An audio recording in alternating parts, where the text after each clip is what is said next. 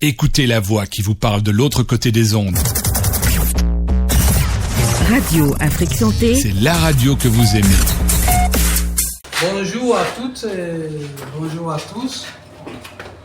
Ici, on est au Centre Polytechnique Ewemedi de formation professionnelle en naturopathie qui enseigne les bonnes pratiques liées à la nutrithérapie, la phytothérapie et les expressions culturelles traditionnelles associées aux plantes ainsi que l'homéopathie pour le bien-être des peuples du monde. Notre séance d'aujourd'hui est basée sur la nutrithérapie pour des travaux pratiques qui concernent la salade, le Solanum macrocarpum pour remédier les problèmes liés au diabète et aux soins préventifs et curatifs des tumeurs, ainsi que la plante Tridas procumbens en salade pour remédier les problèmes liés à l'hypertension artérielle et les infections de toutes sortes sur le corps humain.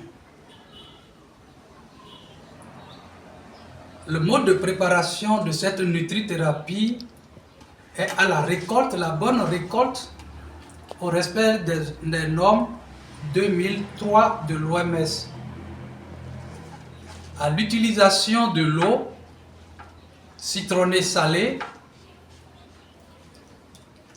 La plante ainsi récoltée est mise dans de l'eau pour être désinfectée avec du sel. Après avoir désinfecté correctement la plante,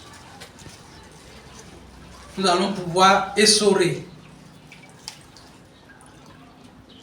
et ainsi dégager les nervures au niveau de la feuille pour pouvoir utiliser judicieusement la feuille.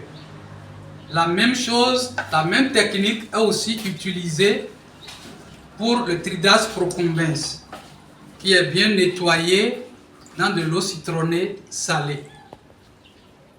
Après cette étape, nous avions également la tomate que nous désinfectons dans de l'eau citronnée salée. Ainsi suivra l'allium cepa qui est l'oignon et l'allium sativum qui est l'ail, désinfectionné dans de l'eau citronnée salée. Tout est ensemble est ainsi coupé avec de couteaux dans un plateau adéquat, puis associé à de l'œuf qui est bouilli. Ainsi l'œuf bouilli, il faut enlever la coque de l'œuf et puis faire le mélange.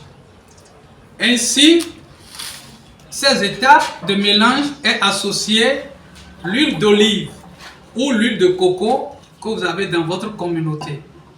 Toutes ces étapes réunies nous permettent d'obtenir la texture de cette salade que nous mettons à la disposition des personnes malades ou non malades qui peuvent l'utiliser à titre préventif et curatif dans nos communautés. Notre santé est dans notre assiette. Merci de nous avoir liés à ce flash description. Monsieur Léon. Oui, professeur, merci beaucoup, monsieur le professeur, tout est explicite. Et je crois que l'étudiant docile, l'étudiant assidu, pourrait comprendre suffisamment ce que vous avez expliqué. Et la mise en pratique, c'est effectivement au laboratoire ici. Donc, chemin faisant, nous allons mettre en pratique régulièrement cette méthode de préparation naturelle et qui pourra nous servir le monde entier. Merci, monsieur le professeur. Merci. Madame Mawela. Je vous remercie, monsieur le professeur.